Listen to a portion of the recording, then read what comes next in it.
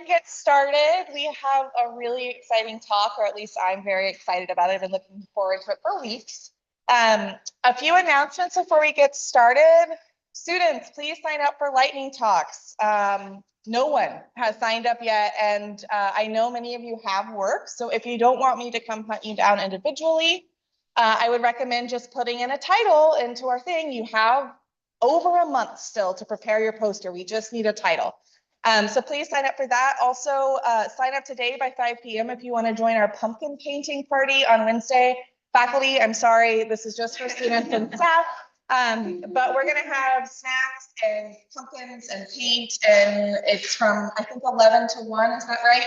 You don't obviously need to come the whole time, but just if you need a decompressing break in the middle of your day, we'll be there. I think it'll be fun. Last announcement, I think, well, everyone online, please use the Q&A function to ask questions. And then my last announcement is a reminder for everyone, particularly our students, that we have an external speaker next week, Sonia Majola. So please RSVP for lunch if you haven't already, or if you're looking, you want to meet the speaker in that way. And please sign up for one-on-one meetings. You can do all of that on the website. Without further ado, I'm going to hand it over to Jamie Mayerfield. Yes, from Law, Society, and Justice to introduce our speaker. Thanks. Yes, I'm Jamie Mayerfield, Law, Societies, and Justice Department, Political Science Department, the proud colleague of our speaker today, who I'm very delighted to introduce.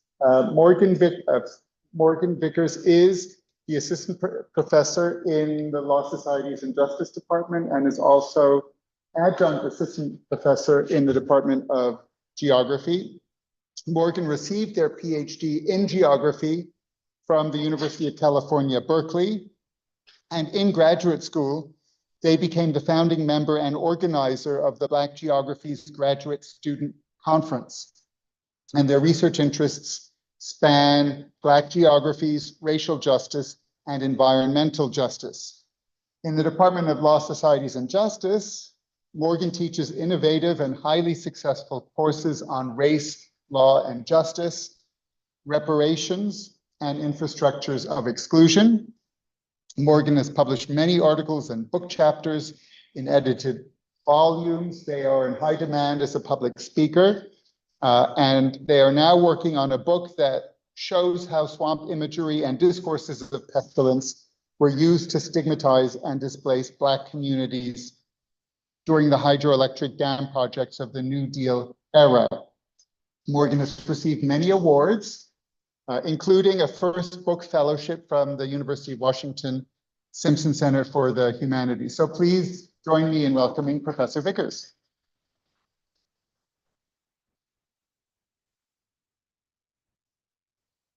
Hi, y'all. 1 second.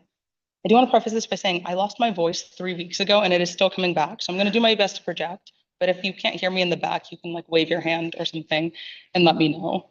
So I want to start. Yeah, maybe.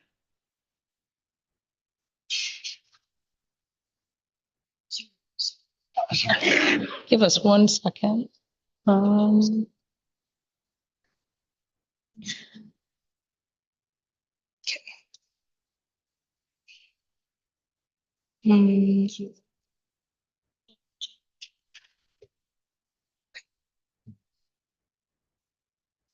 Okay, cool. Sorry about that. So thank you all for being here. Thank you, Jamie, for the introduction, and thanks y'all for the invitation to be here.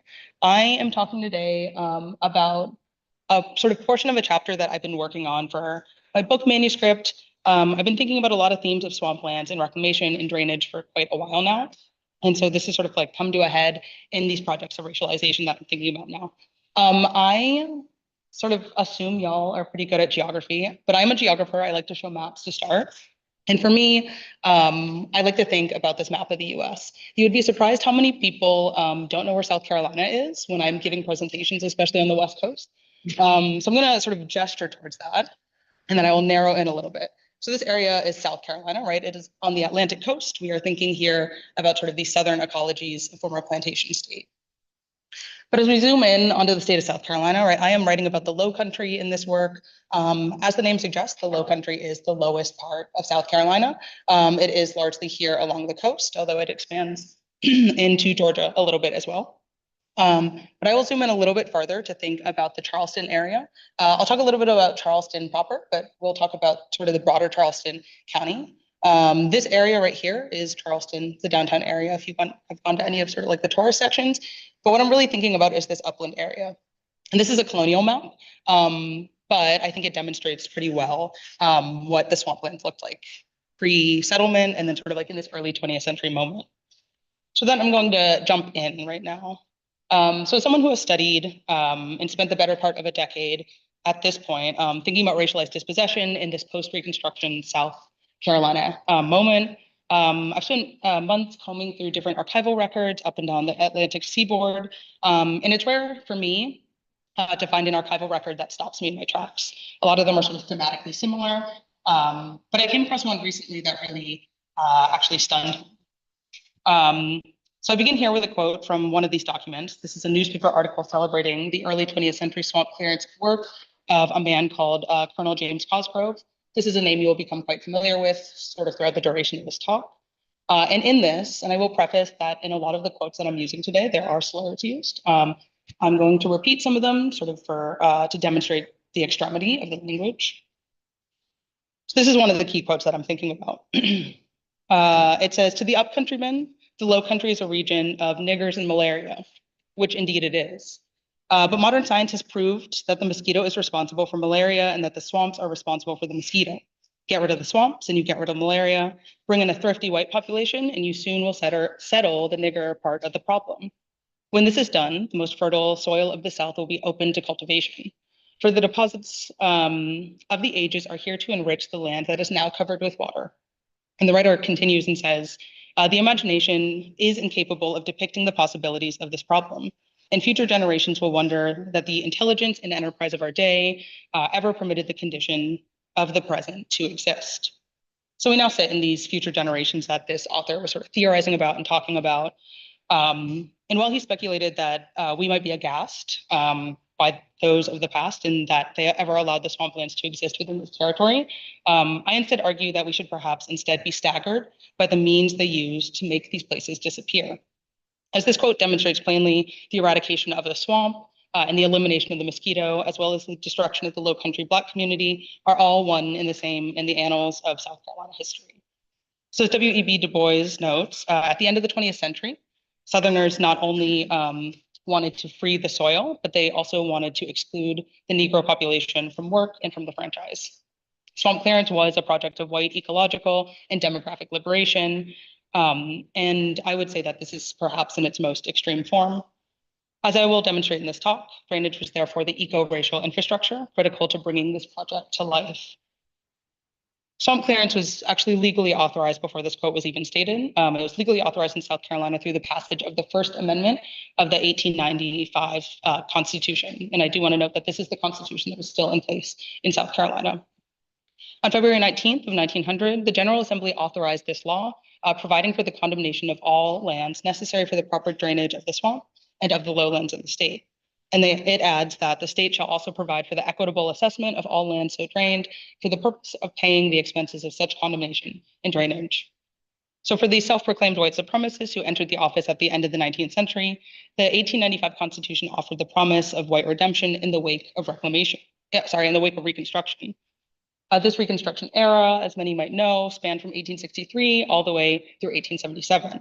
And Du Bois described this as a great human experiment, right? He talks about how during this era, Black people and their white allies gained newfound political power. They built schools, produced critical infrastructure, elevated the status of freedmen, developed the state, and placed it on the road to prosperity. But Du Bois also tells us that for Black people, the era was what he calls the coming of the Lord. It was the fulfillment of prophecy and legend. He used the phrase, the golden dawn after chains of 1,000 years. And he also notes here that liberation was marked by the ability to determine one's own working hours, talk to friends freely, bask in the moonlight. And he also notes that a critical freedom is the ability to fish and hunt in the swamps.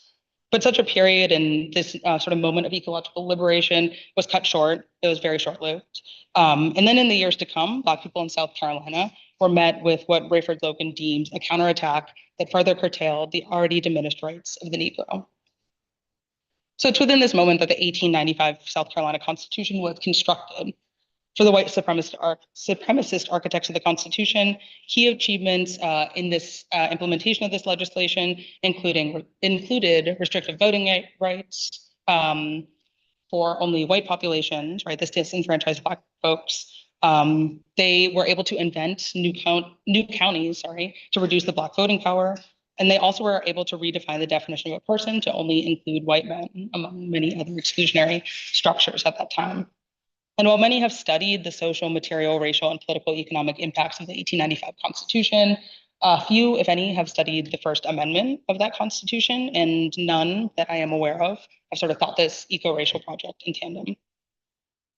So in these 125 years that have passed since the introduction of this First Amendment, South Carolina benefited from what environmental historian Paul Sutter calls an ecology of erasure. This is the environmental and social forces that have obscured the history of human-induced environmental change from our purview. In South Carolina, this practice emerged at the turn of the century as the state sought to remake itself and reshape the national perception of the state and of the region.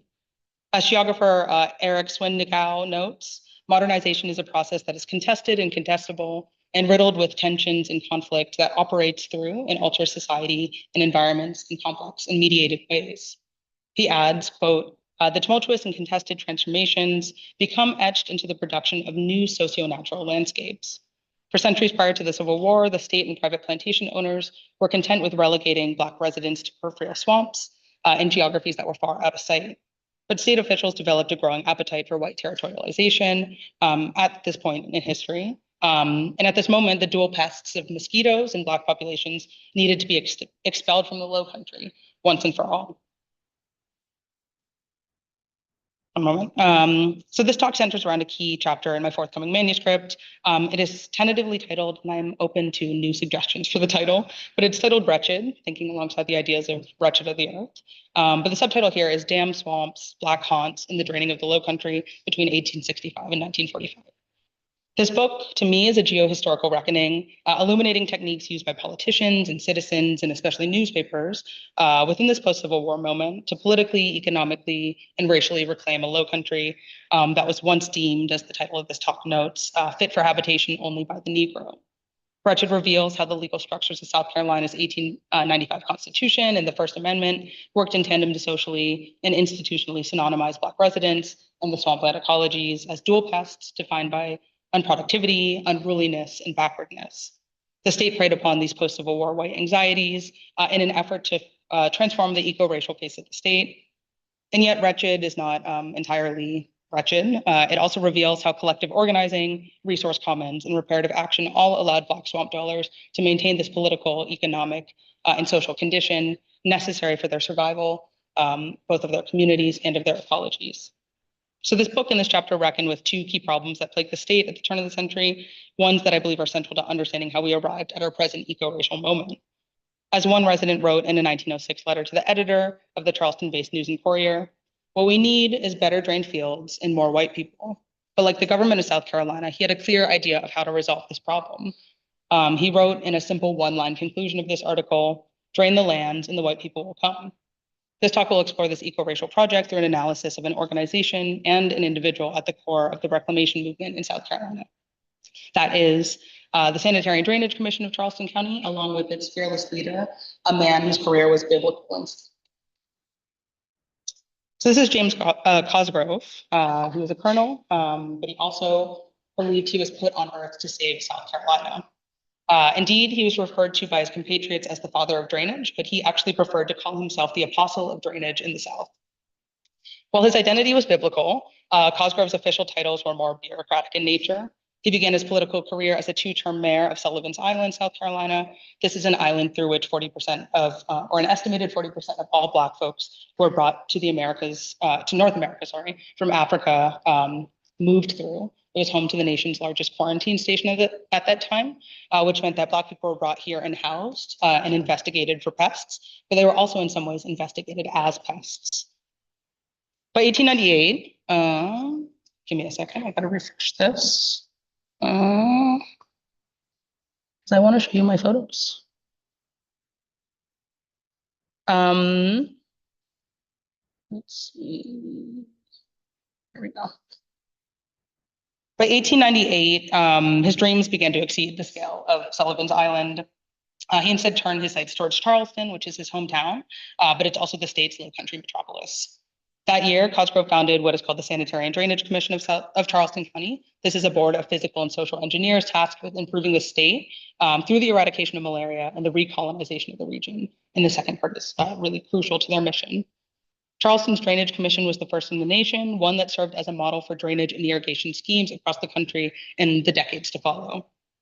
As the secretary of the commission and eventual four-term representative in the South Carolina legislature, Cosgrove dedicated his entire career to producing a drainage, dispossession, and recolonization scheme that was replicable at the scale of the state and eventually of the nation and the world.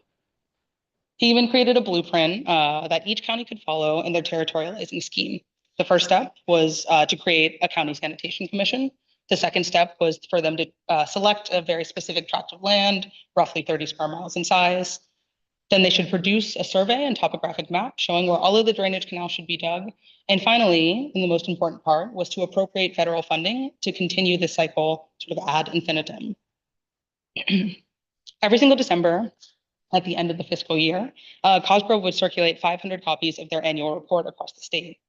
And he provided what one newspaper called, quote, an object lesson to the other counties. And it was in hope that these counties would fall into line and have the entire coast drained, reclaimed for agricultural and industrial purposes. While Cosgrove framed drainage and channelization as a scalable project for all regions, he specifically targeted counties he believed were the least improved of them all. These were counties collectively possessing more than 3 million acres of damp swampland, but these are also counties that across the board had a Black population that was more than double that of the white population in 1900. This was not incidental.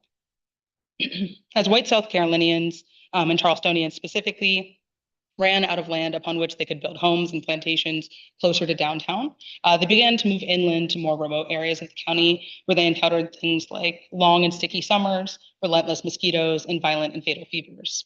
White populations tried to escape the worst of malaria's threats by staying on higher, drier ground during the summertime. So they would move up into the uplands, and they would only return down to the low country during the temperate season.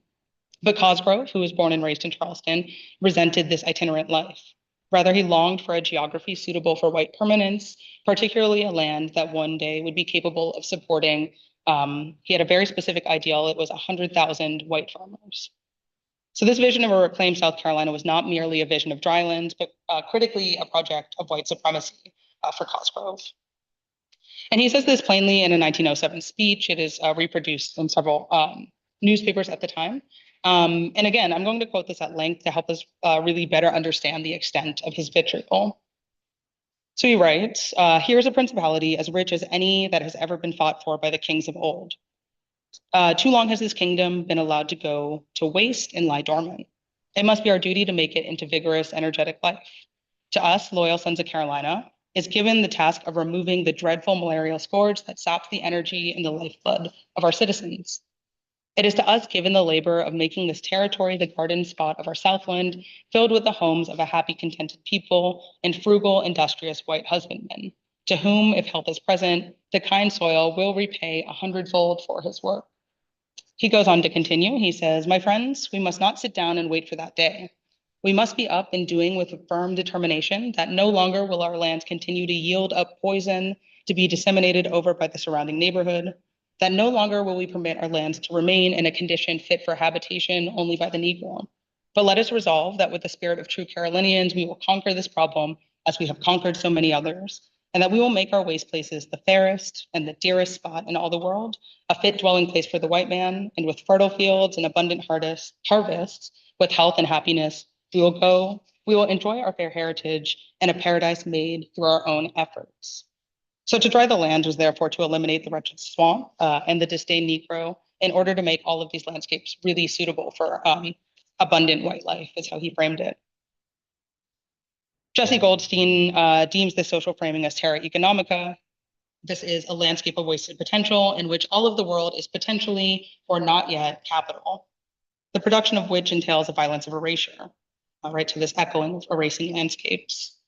Central to terra economica is the removal of people who are deemed to be wasting the land or not making productive use of the landscape. This idea of wasting was a subjective, moral, and capitalist determination, often placed upon Black and other racialized residents who could not keep up with these arbitrary parameters of development and progress outlined by these government officials. Cosgrove believed that rural people held improper or uncontained and non-standardized relationships with the natural world, and instead he believed that both the ecologies and the people needed to be removed in order to prevent the spread of disease and eradicate what they deemed to be, quote, eternal pests. So it is the project of the state to bring these wasted ecologies and wasting people up to the standards of society for the South, and specifically South Carolina, in order to reach these progressive goals. In areas where there were few existing white residents living in the lowlands of the Charleston region, Cosgrove promoted drainage as a project of immigration and colonization. He noted that there were 500,000 acres, or he wanted to open up 5,000 acres of fertile land to bring outsiders in, specifically to replace Black residents. He only desired white immigration into the region, and specifically Western European immigration, and he endorsed the creation of the Immigration Bureau of the Commercial Club of Charleston County, which was tasked with attracting white settlers. The migration was also supported at the state level. In this 48-page promotional pamphlet that I show here, the commissioner argued that in the wake of the Civil War, South Carolina, quote, now has a need of men and women of her own blood and kindred. This language was stated not only amongst Cosgrove's inner circle and his immigration community, but it was also echoed by those occupying the highest offices of the state of South Carolina. In his second annual message, Governor Miles Benjamin McSweeney affirmed the importance of swamp clearance as a project of ecological virility and white settlement. And he argued that these lowlands must someday be drained. And this is a quote. He says, in this area of miasma and death should be converted into rich and healthful agricultural area, thus adding immensely to the taxable property of the state and affording a section which will invite immigration of industrious and frugal people who will seek it alike for the salubrity of climate and for the fertility of its soil. So indeed, this is not merely a project of making the land workable and productive, but more critically about expanding the white population in an attempt to politically and demographically siphon the Black population. As Andres Malm notes, destruction and construction are interpenetrating opposites that presuppose each other. Therefore, we can conceive of the Lowcountry destruction as simultaneous inventions of white fertility, a scheme that required not only the expulsion of, but the forced labor of Black populations. And I will dive into this. So here you can see, I have several images of chain gangs that we'll think about here. In 1901, the South Carolina House of Representatives, in this sort of founding act for the commission, gave them the power to control any convict sentenced in Charleston County, place them on a chain gang, and force them to drain all of the wetlands of the region. That year, the Drainage Commission embarked upon a 9-month experimental project, and they intended to drain 3,000 acres north of Charleston. The labor was performed by a chain gang of 18 incarcerated Black men and supervised by 3 white men. At this point in time, it cost $5,000. By 1904, 3 years later, that number increased to approximately 70 Black men working on the chain gang, and they dug canals under the supervision of 7 white guardsmen. And then by 1906, just 2 years after that, the commission was set to clear 12,000 acres of swamp in a single year and double the number of convict laborers to about 100. While the commission had the right to use any and all convicts to complete the drainage projects, the legislation ensured that the commission would not, quote, incur any expense in the keep, guarding, or support of such convicts beyond the specific sum appropriated for their use. The commission would not pay a single cent for the cost of labor, and the incarcerated laborers, in turn, would receive no compensation for their exertion. What was perhaps more concerning, however, was that the law explicitly stated that the commission was not required to provide the convicts with livable conditions. And the commission took full advantage of this laxity. And this is where they resided, directly sort of outside of the swamps. These chain gangs were required to dig canals and ditches every single day, and these canals and ditches needed to be deep enough and wide enough to carry off the heaviest possible rainfall within a 24-hour period. And in the Lowcountry, this could be an enormous volume of water, so the canals needed to be quite large. The canals were carved through public lands and through private properties. And they used a combination of terracotta piping and then wide earthen ditches like you see here. Each drainage camp was referred to as a stockade, as Black men were penned in, both while working on the drainage and also as they lived in or adjacent to the swamps. The labor was grueling, so brutal that there are cases of men who behaved so stubbornly on the gang as to be sent back to the penitentiary, right? They would rather be in prison than on the gang. And others who were successful in escaping from the chain gang. Those who remained were required to trudge through standing water, sometimes up to their chest. They would toil in freezing rain. They would fell and remove enormous old growth trees. A lot of these were massive cypress trees. And they would haul hundreds of tons of dirt across several miles and endure the malarial conditions to which white populations believed they were immune. Black labor was exploited and their safety was compromised to improve white public health measures and access to the land. So perceptions of malaria in the region were informed not by scientific data, but instead by reputed anecdotes. Indeed, there was a common adage at the time in South Carolina that stated that malaria was so rampant that even the frogs had the fever. A Lowcountry director of health and sanitation noted that neither he nor any other scientist he knew in the region knew with any amount of statistical certainty the prevalence of malaria-carrying mosquitoes in the region, because there had never been sufficient data gathered on the incidence of disease there, especially not along demographic lines. He noted, quote, "It is a case of knowing something, but not really being able to prove it." And to achieve statistical certainty and demonstrate the correlation between a decrease in wetlands and the improvement of public health, these incarcerated Black men were specifically used as epidemiological test subjects. In 1904, 3 of the men of approximately 70 at the time died while working on the chain gang. 1 died from syphilis, 1 died from pneumonia, and 1 died from tuberculosis. And in spite of these deaths, the commission really proudly boasted that no man had died of malaria, although in a separate footnote, they do note that there were 2 separate outbreaks of what they called country fever. They refused to call it malaria. And when the Drainage Commission cited the absence of malaria-related deaths on the gang as proof of success of drainage, one physician wrote a letter in response to Cosgrove, stating that the men were, quote, "more exposed to the unhealthy conditions and the malarial infection of the locality, and they are not as acclimated to local conditions as the residents of the section." So this logic directly refuted the claim of Cosgrove and others that Black convicts were better suited to work on a drainage crew than local populations. This noted that physicians actually believed that the local residents who were acclimatized to the region likely had higher rates of immunity. So while the bulk of this work was performed by the chain gang, those who lived in the region were also conscripted into draining the swamps, and this was done by force as well. South Carolina law, enforced by the Drainage Commission, required the owner of any land adjacent to drainage systems to keep all of the lands in open and good order, what they called in harmony with the general system of drainage in the county. And if any land in the judgment of the commission was deemed to be unsanitary or ill sort of maintained, the owner was required to establish their own system of drainage at their own expense. After all, they noted that drainage was intended to be this cooperative project of improvement of all of Charleston County, and those who did not participate in community clearance efforts or stood in the way were to be punished. In the founding act of this commission, it stated this plainly. They said, any and all persons who shall injure, obstruct, or otherwise interfere with any said drainage canals, public drains, or ditches shall be deemed guilty of a misdemeanor, and upon conviction shall be punished either by a fine of $100 or sentenced to work hard labor on the chain gang of that county. So you can sort of see this trap that folks were in, right? If they didn't maintain their own lands, they were required and forced to be on that exact chain gang. In cases where community members could not afford to independently drain their lands, which was pretty common in this region, and where public health was determined to be so significant that it would affect the nearby communities, the state would, in some rare cases, bear the cost of improving and draining this land. But the barriers to this financial support were nearly insurmountable for Black residents. Such aid required 2/3 of all of the landowners in a town, as well as 2 reputable physicians, one of whom was required to be a resident of the neighborhood, to petition the state and prove that they could not afford the improvements on their own. So it's therefore not difficult to imagine the inequity of the cost of drainage here, or the expense of drainage. In this region made up of mostly Black families and most of whom rented their land, these legal structures were inherently racialized.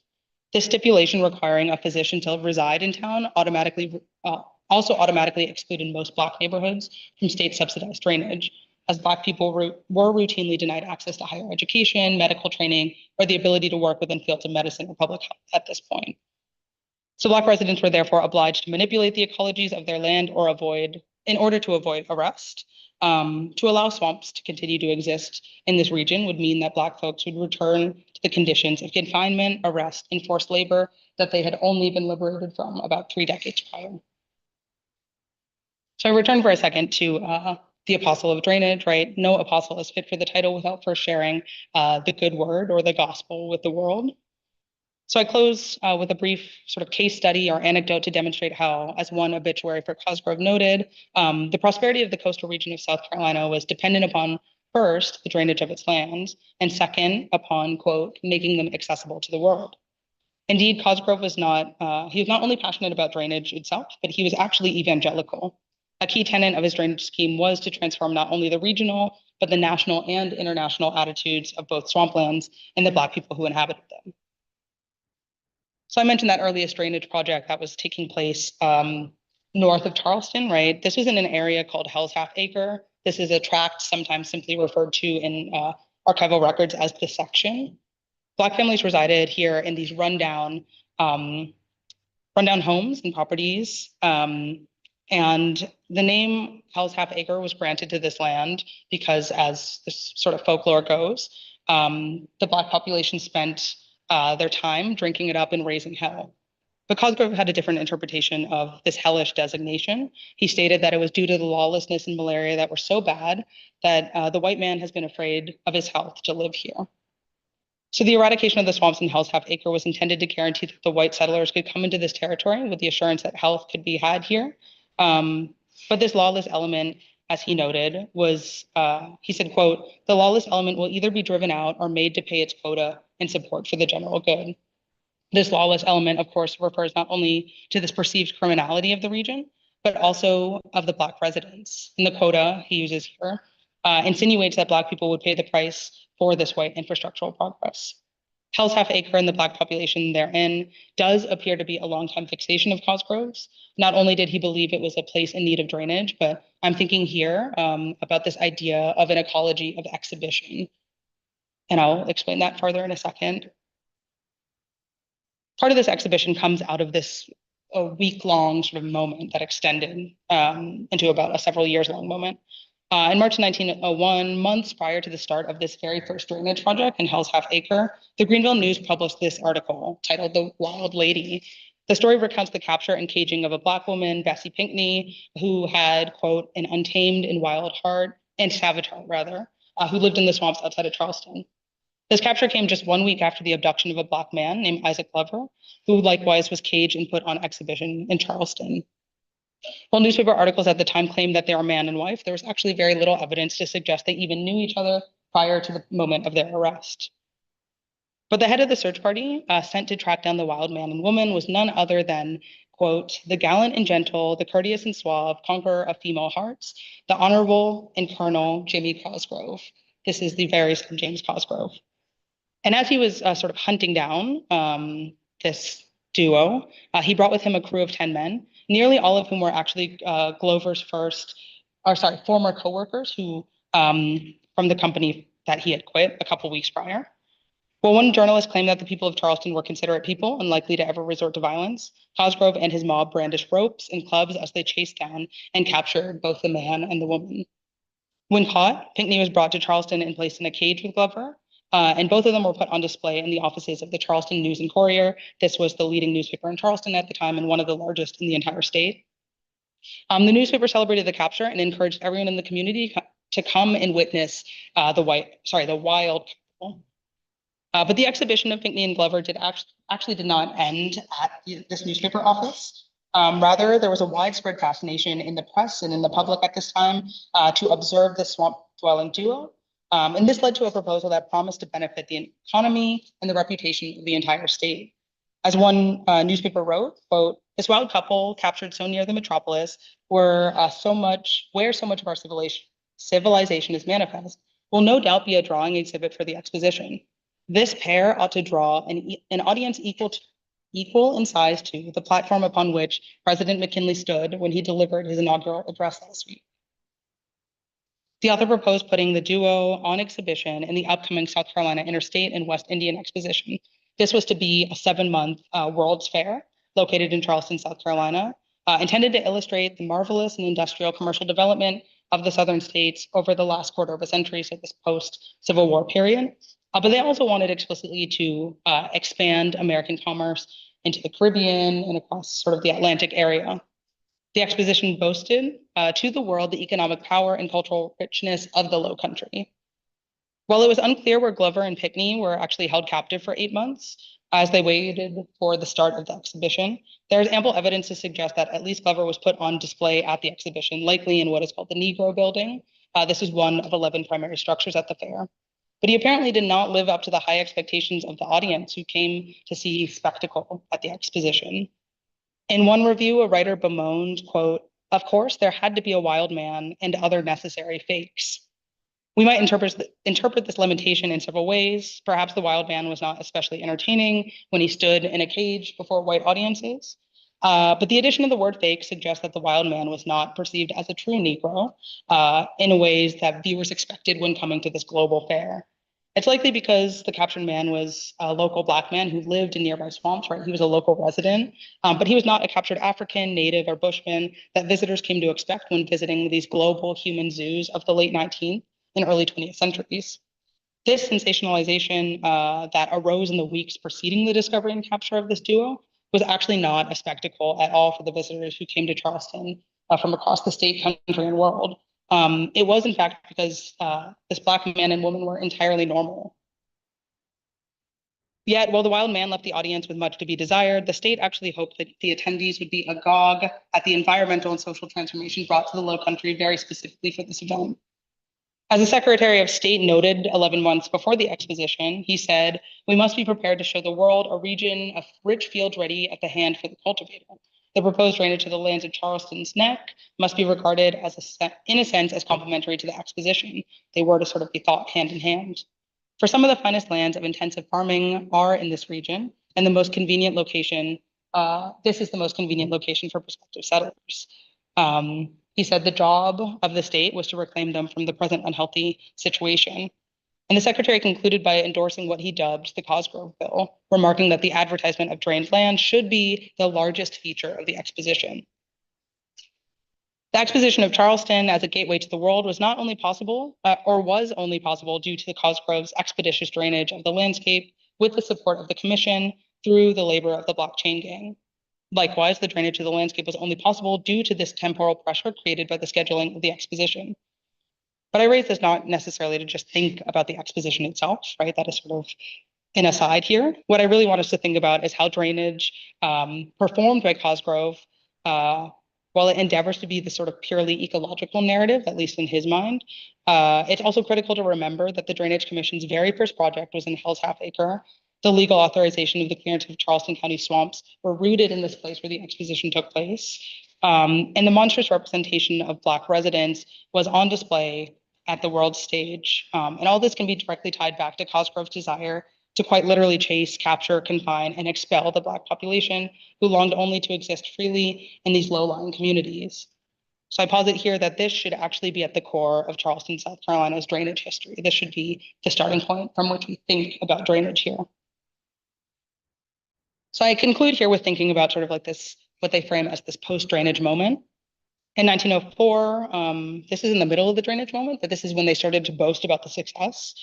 The Board of Commissioners stated that in creating more than 40 miles of canals and draining dozens of ponds and morasses, 5,000 acres of Charleston's Neck had been made healthy for white people to live upon.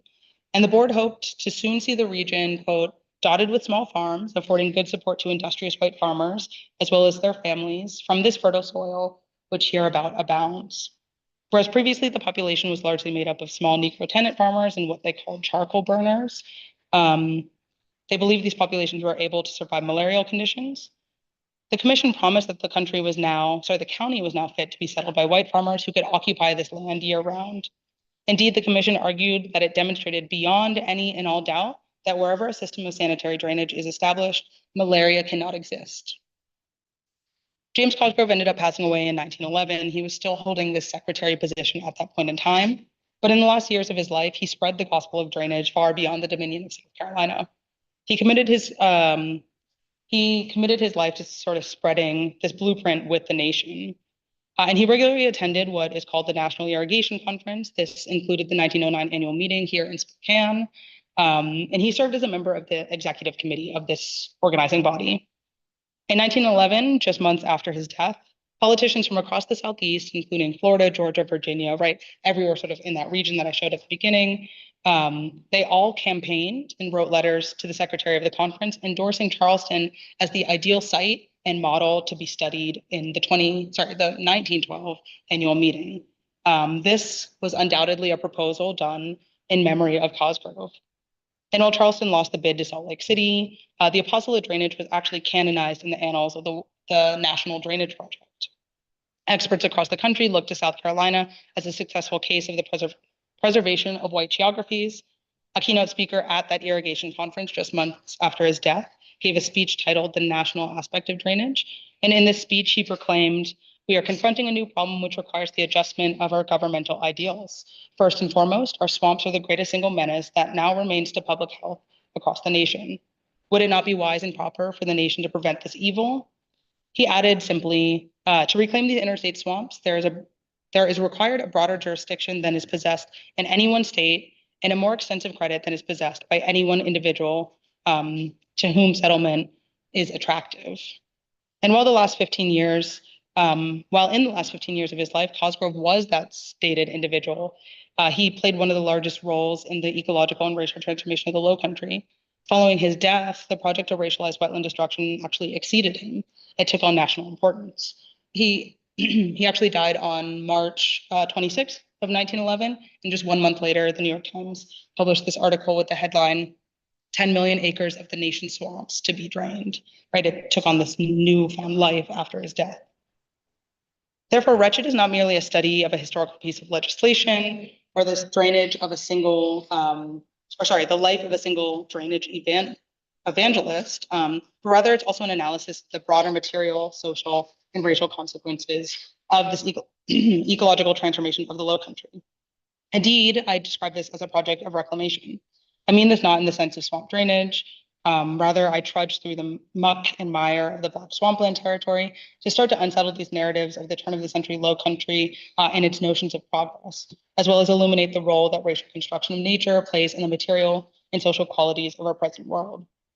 We can think here of drainage as an act of condemnation, and as such, this book project and this chapter project is an endeavor to reclaim and reframe the narratives we tell about those who endured and survived the apostles' damnation. Thanks. I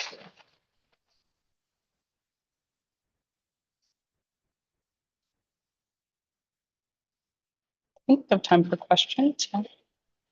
Cool. Really fascinating. Yes. And by what I said, great vision.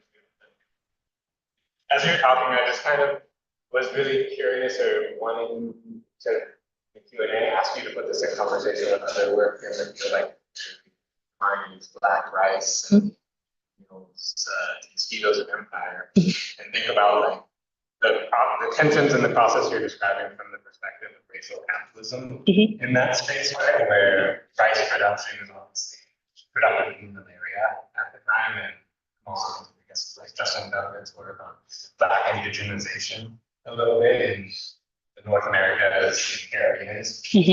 So what kind of pushback, I guess, was there from as this is staring out both like natural stuff that are forced to the rice industry, and also the labor base, right?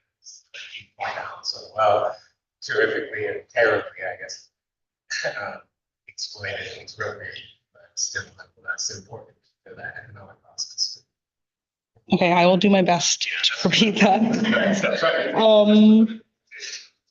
Sure. Yeah. So the question asked about a couple of things, one of which is how this work is speaking in conversation with other texts at the time, or sort of overlapping geographically here, like Judith Carney's Black Rice, and text on Black indigenization.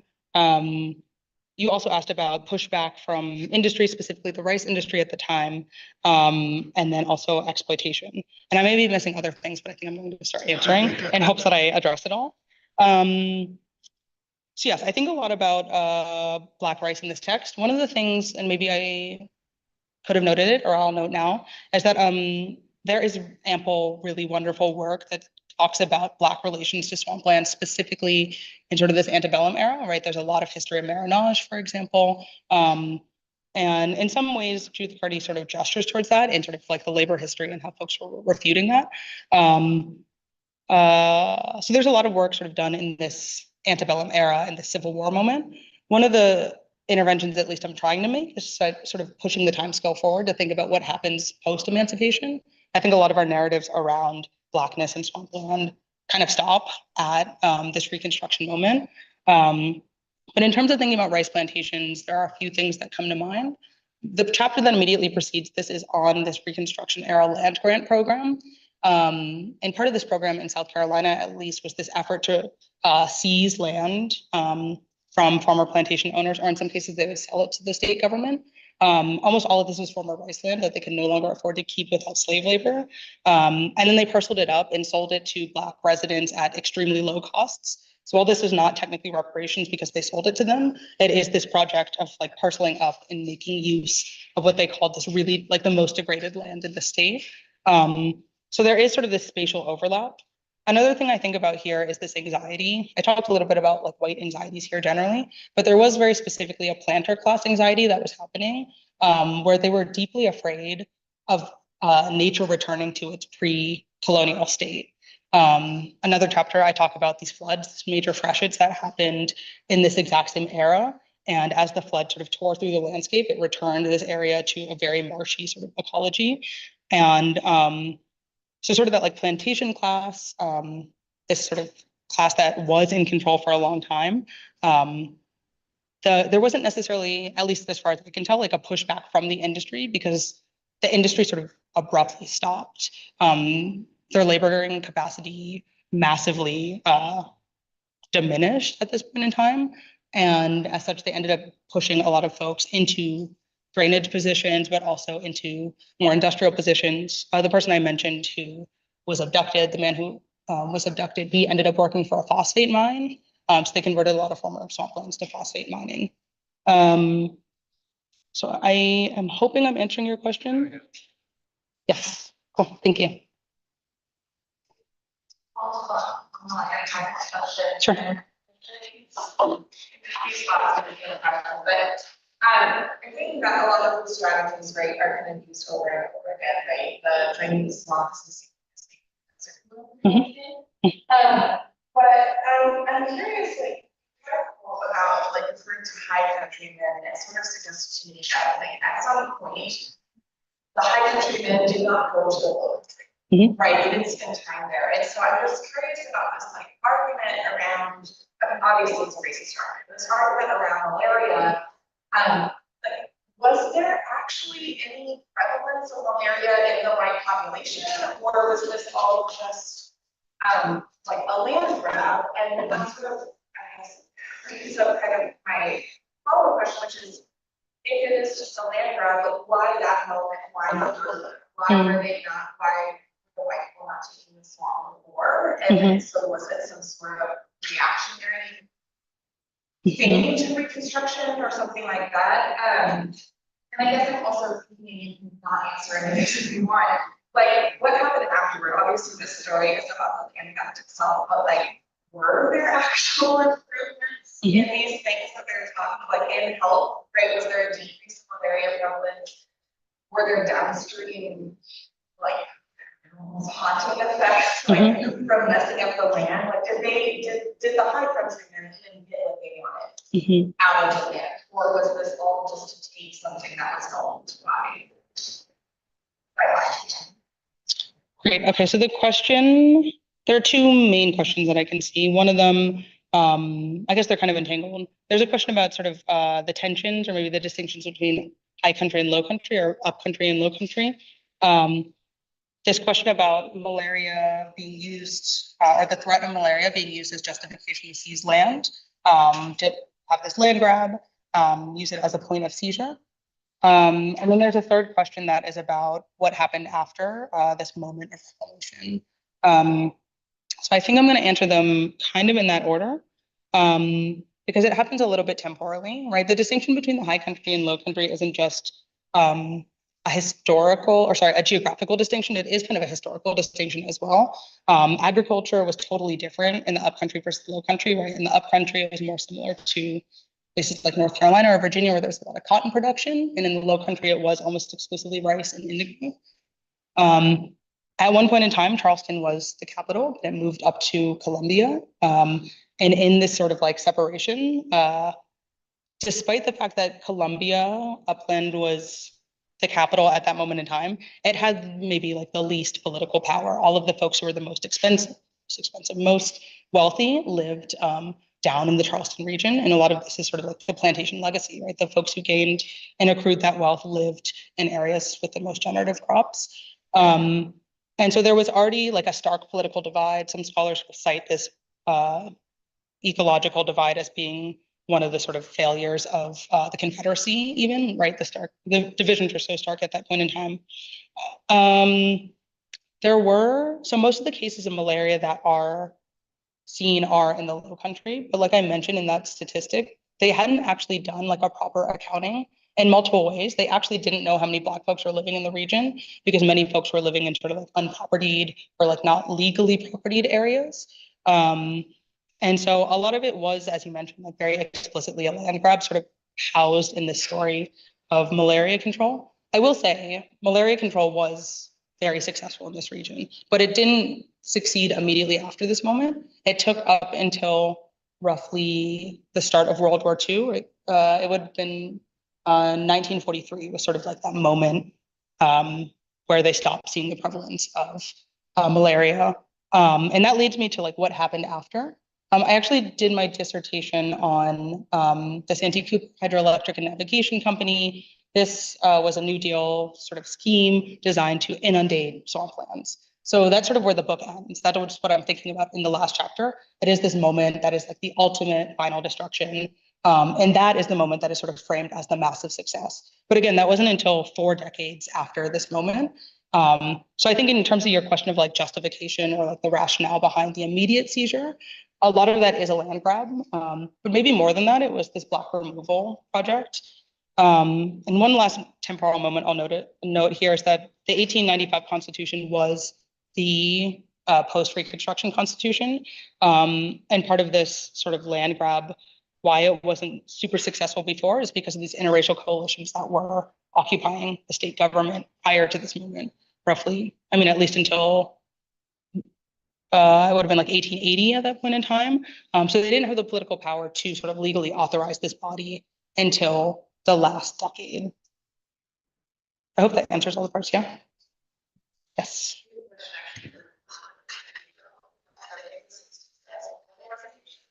I was interested to hear the contemporary perspective of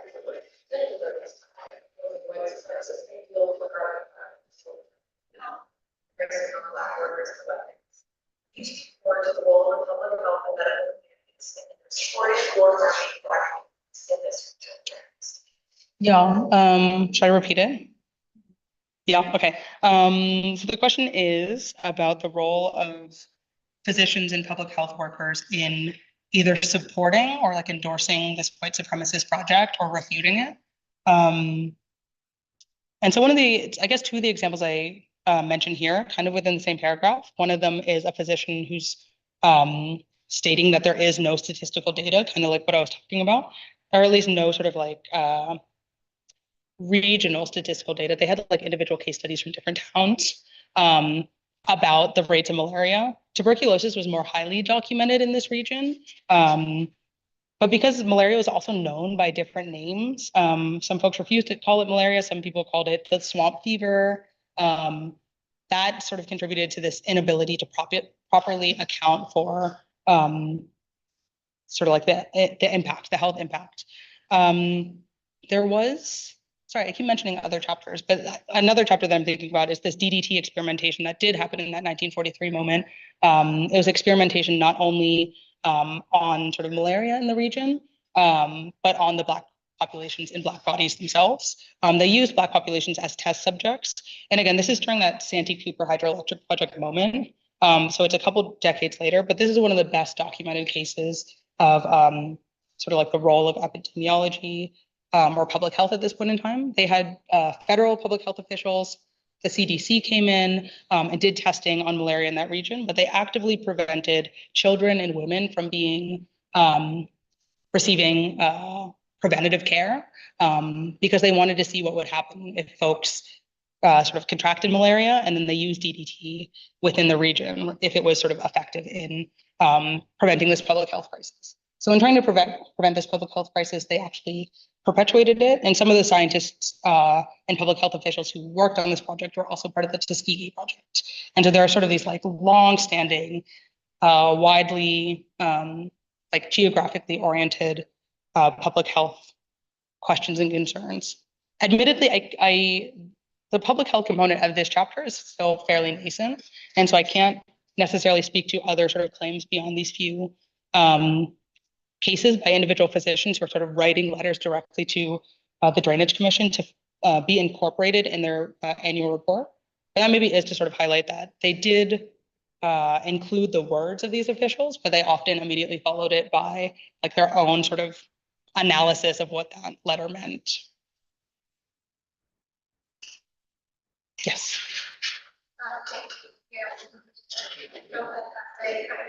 lot of things. Mhm. I wanted to ask if there was something about this Lowcountry areas that sort of offered maybe safety or privacy for the white watch, the Black population that was lost. Obviously, there was land that was lost. But could this be just sort of another approach to sort of surveillance and control of the Black population? Just sort of, there's always new ways that the white population and I'm wondering if there was something that was lost on sort of land ownership, but something about privacy or even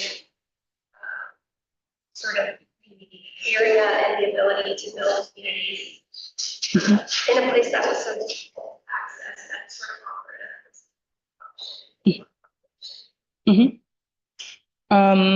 Okay, the questions are about whether there is something sort of unique about this ecology, is sort of how I'm understanding it, right? About the swamps themselves, but also about community or the ability to form community, and whether sort of this drainage endeavor was a means of surveillance or white control. So thinking about what the losses were beyond land ownership itself. So I guess one caveat I would say to the like question of land ownership is most folks did not own their land. And so they were already in some ways, at least the folks who were renting were like technically surveilled in some ways. They had to report to, majority of them were living on land that was owned not by a Black person at that point in time. And so there is sort of like that underlying structure of like at least being seen by those populations. But there was also a large sort of swath of people who were living in like sort of these opaque areas, right? They couldn't sort of be geographically tracked. One thing that I didn't note here was that there was a population that was actually this mixed race population. They invented a new racial concept in South Carolina to define them. They were called brass ankles. And they sort of created this racial category in order to like demonize them. But I say this because they were living in an area that was not able to be geographically defined. They were really like they were often framed as like sneaky populations or like illegible populations, nebulously raced populations. And in part it was because literally people couldn't get close enough to actually like look at them or like track them or converse with them. So I talked about Hell's Half Acre, that those folks were living in Hellhole Swamp. You can sort of see this like demonic language that is happening here. But they were living in these sort of like hidden geographies at that point in time. But I do think this sort of territorializing effort that's happening on the part of the government, but also these sort of individuals who are trying to claim this land is in fact this surveillance effort, right? They're trying to, I often describe it as like trying to make the landscape legible, invisible and orderly. And you see all this sort of like moralizing language in the justification for creating the landscape. But you also see it in like the act of removing folks and putting them on clearly defined property, property that was upland, where folks learned skills of like homemaking, things like that. Again, some of it is like outside of the scope of this paper, so I will think about it a little bit more in the future, but that is part of this relocation and resettlement effort. They are trying to make folks publicly accessible, or I guess maybe I could also frame it as like active participants in like nation building or state building, for example. Okay. Unfortunately, we are at time, but I'm sure you all have tons of questions. I know I do too. Thank you so much for sharing your incredible research with us all. You're